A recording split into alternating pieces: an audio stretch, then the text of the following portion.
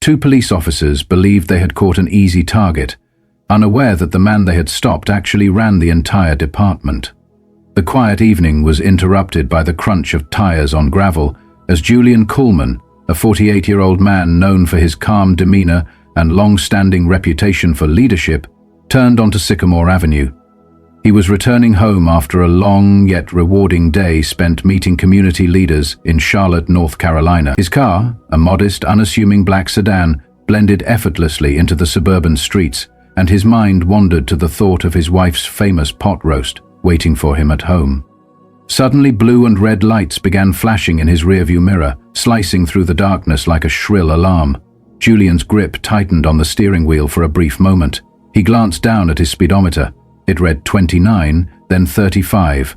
No traffic violations had been committed, and his taillights were intact, yet the patrol car's siren wailed insistently, signaling him to pull over. "Stay calm," he muttered under his breath as he activated his turn signal and eased his car to the side of the road.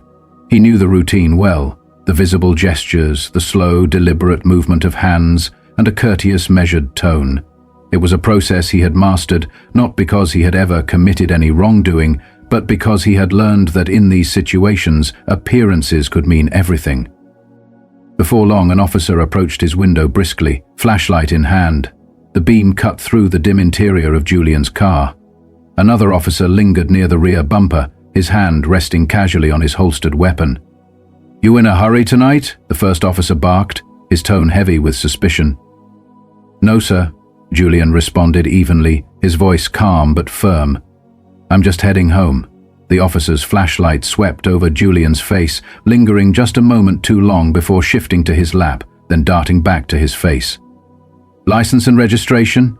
the officer ordered, disregarding Julian's response. Julian slowly reached into his glove compartment, his movements deliberate and clear. "I'm getting my registration now. My license is in my wallet. I'll retrieve it after this," he explained. The officer remained silent, but his posture stiffened. "Do you know why I pulled you over?" he asked, the question feeling rhetorical. Before Julian could respond, the officer continued, "You were driving erratically back there, swerving into the other lane." Julian frowned and said, "With respect, sir, I wasn't swerving. My dashcam can verify that." The officer cut him off sharply. "Dashcam, huh? That'll be confiscated for evidence. Step out of the vehicle." Julian blinked, surprised at the sudden escalation. "Is there a problem, officer? I'm complying fully." The officer's jaw tightened as he said, "Step out of the vehicle, now." Although Julian's stomach churned with apprehension, he unbuckled his seatbelt and slowly opened the door, his hands raised openly. At that moment, the second officer moved quickly, grabbing Julian's arm and yanking him toward the patrol car. "Is this necessary?" Julian asked, his voice measured yet firm. "I haven't done anything wrong," he continued. "Resisting?" sneered the first officer. "You want to play that game? Fine by me." The cold metal of the handcuffs bit into Julian's wrists as his mind raced. This was not a mere misunderstanding. It was profiling, plain and simple. The officers then shoved him into the back of the squad car. As the patrol car rattled down the street, Julian sat stiffly in the back seat, glancing out the window as familiar landmarks blurred past. His thoughts were not on the scenery, but on the absurdity of the events that had just unfolded. Meanwhile, the two officers in the front exchanged casual banter as if they had not just handcuffed and detained an innocent man. The younger officer, Daniels, glanced back at Julian through the rearview mirror and asked, "So, what's your story? Late-night drug run? Or do you just like giving us a hard time?" Julian met Daniels's gaze unflinchingly and replied, "I'm just a man trying to get home." The other officer, a stocky man named Reed, snorted, "Yeah, sure, reckless drivers always have an excuse." Julian bit his tongue, knowing that arguing now would be futile. Instead, he took a deep breath while mentally reviewing his options. He was well aware of his rights, and he also knew that the odds were stacked against him at that moment. Upon arriving at the precinct, the harsh fluorescent lights cast an unforgiving glare over the holding area. Daniels removed Julian's cuffs with an almost mocking flourish. "Welcome to our humble abode. You're going to be here for a while," he said. "Am I being charged?" Julian asked calmly while rubbing his wrists. Reed smirked and replied, We'll let you know once we figure that out. Sit tight." Julian was then led into a small, cold holding cell. The door clanged shut behind him, the sound echoing ominously in the confined space. He sat on the bench, his mind a whirlwind of thoughts. He had spent years building a career grounded in justice and fairness, and now he found himself subjected to the very abuse of power he had worked so hard to eradicate. Outside the cell, the two officers leaned casually against a desk, laughing quietly as they reviewed Julian's license and car registration. "Nothing out of the ordinary," Daniels said, his tone almost disappointed. Reed replied with a smirk, "We'll find something. Guys like him always have skeletons in their closet." Julian overheard their exchange, his expression unreadable. He remained seated, his hands clasped in his lap, his posture steady. He wasn't angry, he was calculating. He knew that his patience would eventually pay off. Hours passed slowly, punctuated only by the occasional shuffle of papers and distant conversations from other officers. Curious glances were cast in his direction by those who passed by, yet none of them recognized him. Julian had only recently taken his new position in the area, just 3 weeks prior, and he did not expect to be known by his colleagues yet. Finally, as dawn began to streak the sky with faint orange hues, Julian heard the sound of approaching footsteps.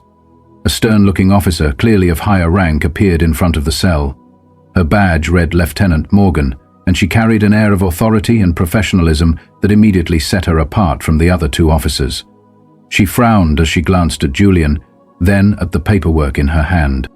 "What's going on here?" she demanded. Daniel stepped forward and said, "We picked him up last night for reckless driving and resisting arrest." Morgan arched an eyebrow.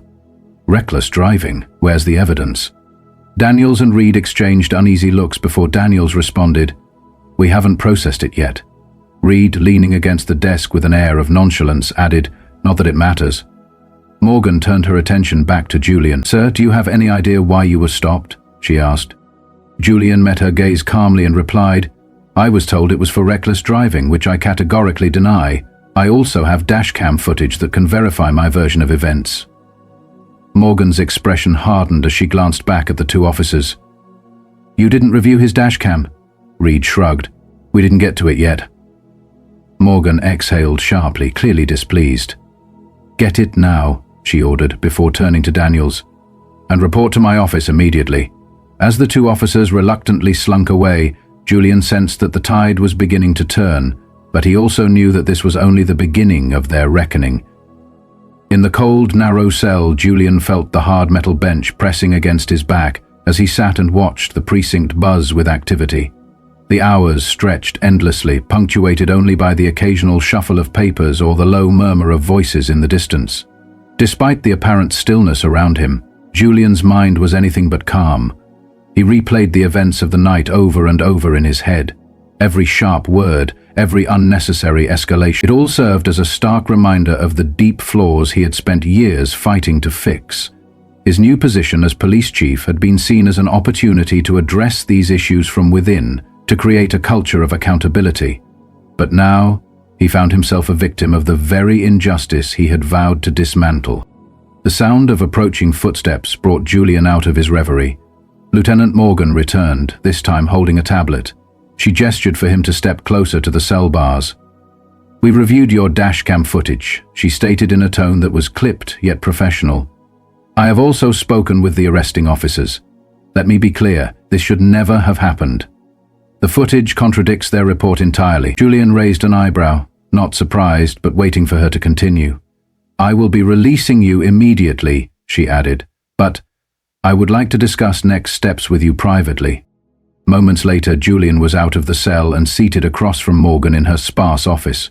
The room was stark. There was only a dead desk, a couple of chairs, and a small file cabinet. No frills, no distractions, just business. "I'm going to file a report against Daniels and Reed," Morgan began, folding her hands on the desk. "But there's something I need to ask," she hesitated, clearly weighing her words. "Who are you really? You're far too composed for someone who has just spent the night in a holding cell over nothing." Julian leaned back slightly, giving her a small, measured smile.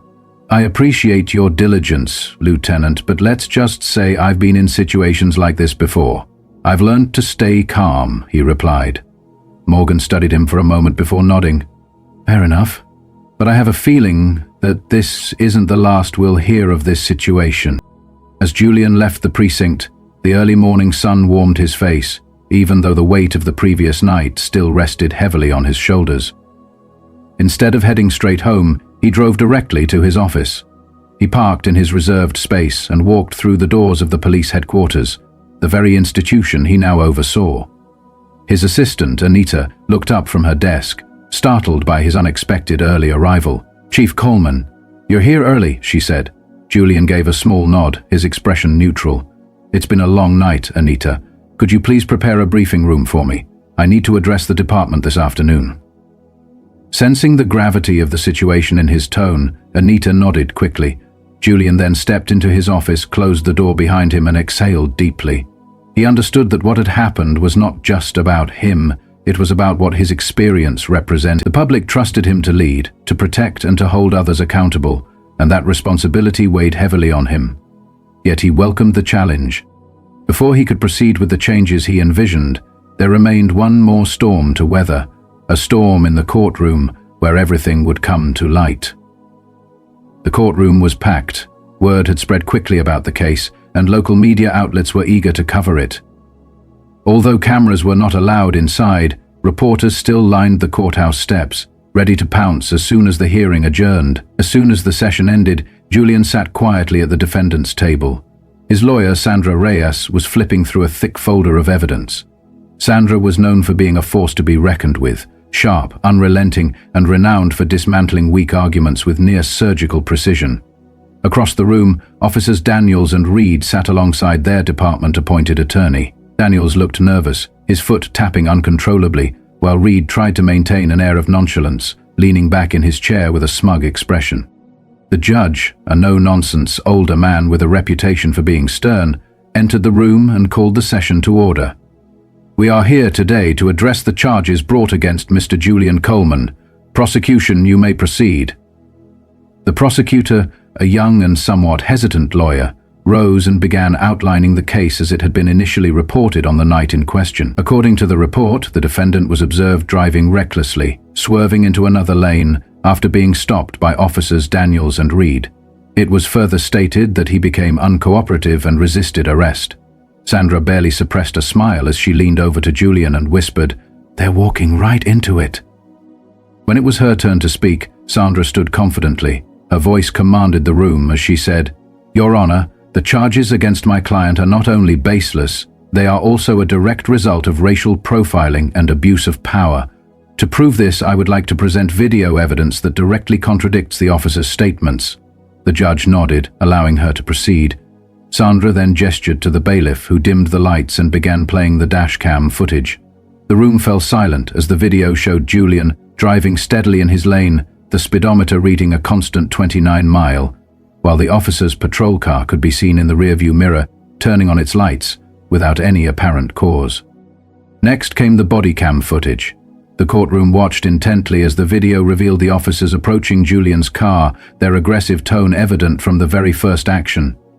The footage captured Daniels muttering under his breath, another one of them causing trouble, followed by Reed chuckling and replying, "Figures."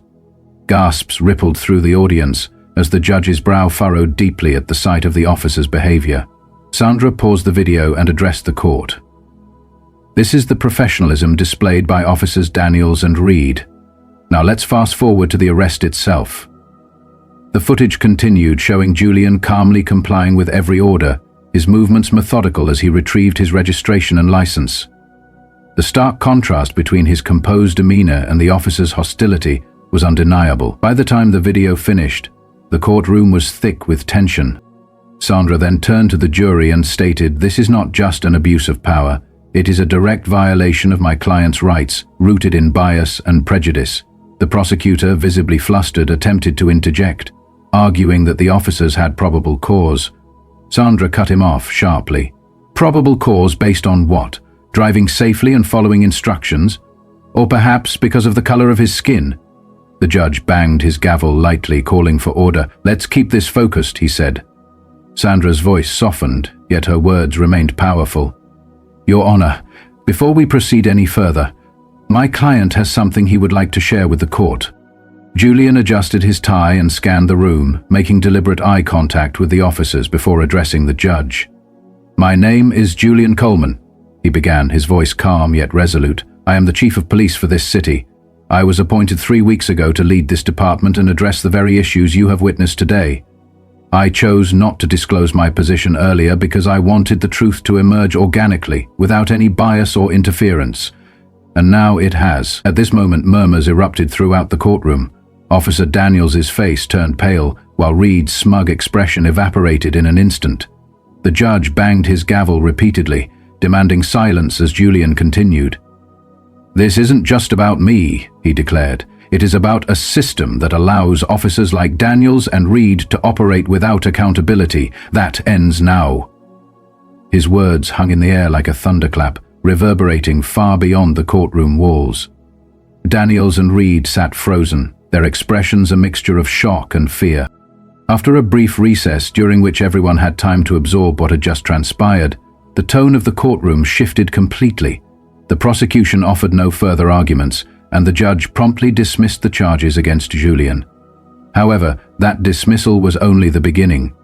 As Julian stepped outside the courthouse, reporters swarmed him, cameras flashed, and microphones were thrust forward. "Chief Coleman, do you have a statement about the case?" one called out. Julian raised his hand, signaling for silence. The crowd stilled, eager for his response. "This case isn't just about me," he began, his voice steady and resolute. "It's about accountability.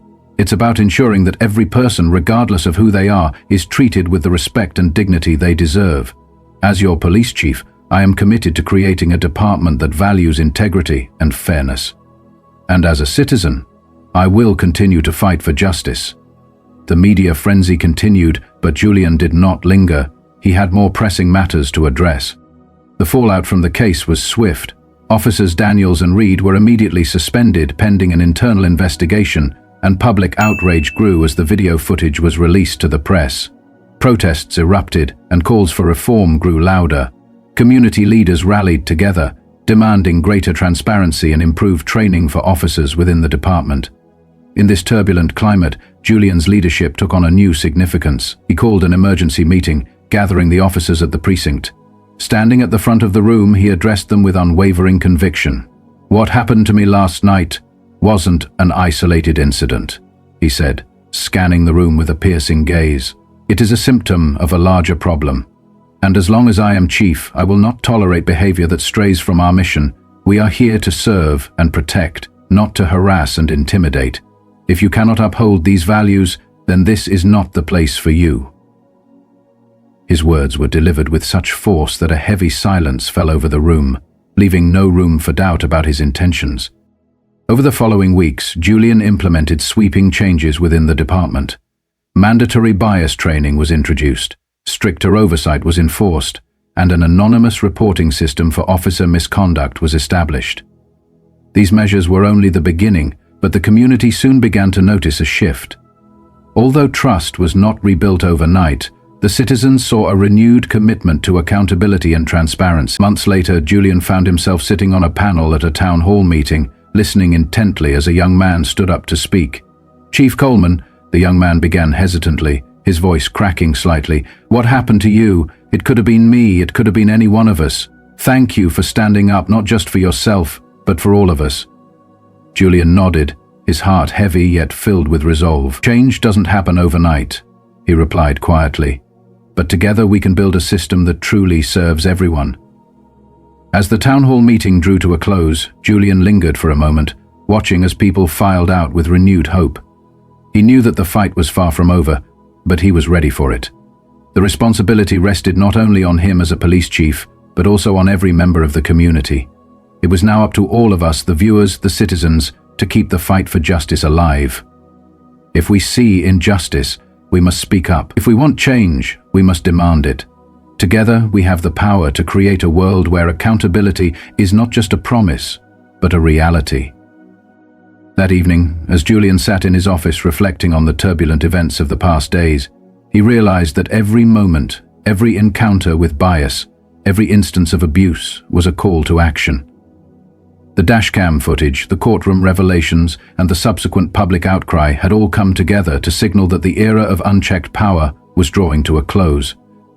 The system, flawed as it was, now faced the challenge of reform from within. Julian's resolve only deepened as he planned the next steps for the department. He intended to forge a new path, one where justice and fairness were not abstract ideals, but the very foundation of daily operations.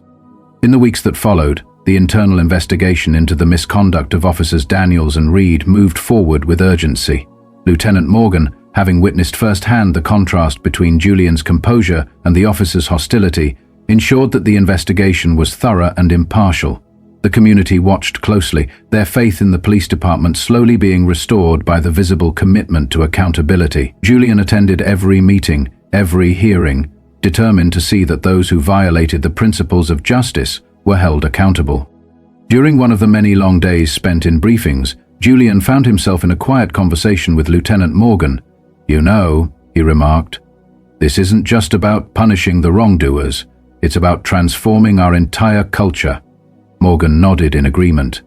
"We must create an environment where every officer, regardless of rank, understands that their duty is to serve the community with respect and integrity," she said. Their conversation was not merely procedural, it was a glimpse into a future where change was both necessary and possible. As the days turned into weeks, the reforms began to yield small but significant changes. New training programs were introduced, and officers participated in workshops designed to address implicit bias. The anonymous reporting system allowed citizens and officers alike to report misconduct without fear of retribution. Although there were setbacks and resistance from within, the movement towards reform gained momentum. Julian was frequently called upon to speak at community events, sharing his vision for a better, more accountable police force. His speeches resonated with many, particularly those who had long felt marginalized by a system that had too often overlooked their rights. One crisp morning, at yet another town hall meeting, a senior officer approached Julian quietly after the session. "Chief Coleman," the officer said, "I want you to know that what you're doing, it's changing us. We're starting to see things differently now." Julian offered a humble smile in reply. "Change is never easy, but it is essential," he responded. "We are all part of this department and we must work together to build trust, not just within our ranks but with the community we serve." The officer nodded, a sense of newfound purpose evident in his eyes. In the ensuing months, Julian's reforms were met with both praise and resistance. Some officers, entrenched in old habits, found the new policies challenging, yet others embraced the change wholeheartedly, understanding that accountability was the cornerstone of public trust. Every morning, as Julian arrived at the headquarters, he was reminded of the responsibility he bore, not only as a leader but as a symbol of hope for a system in desperate need of renewal. Through it all, Julian's steadfast resolve remained unbroken. His personal ordeal, from that fateful night on Sycamore Avenue to the charged atmosphere of the courtroom, had cemented his determination to overhaul the culture of the police force. His journey was not without pain or sacrifice, but it was a necessary step toward a more just and equitable society. As the final days of a challenging year approached, Julian took a moment to reflect on everything that had transpired. Sitting alone in his office after a particularly long day, he looked out at the city skyline, its lights twinkling like promises of a better tomorrow. He thought of the people who had stood by him, the community leaders, the dedicated officers who believed in change, and even those who had once doubted his resolve. In that quiet moment, he realized that the path to true reform was not paved with grand gestures alone, but with the steady, unwavering commitment to doing what was right, day after day. That night, under the soft glow of his desk lamp, Julian drafted plans for the future. His vision extended far beyond disciplinary measures. It was a blueprint for rebuilding trust, fostering dialogue, and ensuring that every member of the community felt safe and respected. He knew that the road ahead would be fraught with obstacles and challenges, but he was prepared to face them head-on, bolstered by the belief that accountability was not just a promise, but a responsibility shared by all. In the months that followed, Julian continued to lead by example. His speeches at community gatherings, his personal interactions with citizens, and even his quiet moments of reflection all served to reinforce the message that change was not only possible, but already underway. The department began to transform, slowly but surely, into an institution that truly lived up to the ideals of justice and fairness. And so, as Julian's story unfolded in the public eye, it became a beacon of hope for those who had long suffered under a system of unchecked power. It was a reminder that even in the face of injustice, one man's commitment to accountability could spark a movement, one that would echo far beyond the walls of the precinct and into the very heart of the community. In conclusion, the events of that night on Sycamore Avenue were not isolated incidents of error or misconduct. They were part of a larger narrative, a narrative of transformation, of courage, and of an unwavering dedication to the principles of justice. Julian Coleman's experience, though deeply personal, was emblematic of a broader struggle for accountability, one that resonated with every citizen who believed that respect, dignity, and fairness were rights to be fiercely defended. With his reforms and his leadership, Julian was determined to build a future where every person was treated with the care and consideration they deserved. A future where the promise of accountability was not just an ideal, but a living, breathing reality for all. In conclusion, Julian Coleman's journey teaches us that accountability, integrity, and compassion are not only essential virtues, but also the building blocks for a just society. His experience reminds us that even when faced with profound injustice and systemic flaws, steadfast adherence to one's principles can spark meaningful change. This story shows that the courage to stand up against wrongdoing, even when the odds are stacked against you, inspires others to pursue reform and challenge deep-rooted prejudices. The lesson here is clear. Each one of us holds the power to question and transform the systems we encounter. When we act with empathy, persist in our fight for fairness, and hold our leaders accountable, we help build a community where every individual is respected and valued. Julian's example encourages us to look beyond the immediate hardships and to recognize that the struggle for justice is a shared responsibility, a journey that requires collaboration, unwavering resolve, and a commitment to continuous improvement. Ultimately, by uniting our voices and our efforts, we can create a legacy of change that not only rectifies current wrongs, but also prevents future injustices. Let Julian's story serve as a reminder that while the path to transformation may be challenging, the power of integrity and solidarity can transform even the most entrenched systems. Embracing this lesson means ensuring that every action we take contributes to a world where respect, dignity, and fairness are not just ideals, but the everyday reality for all.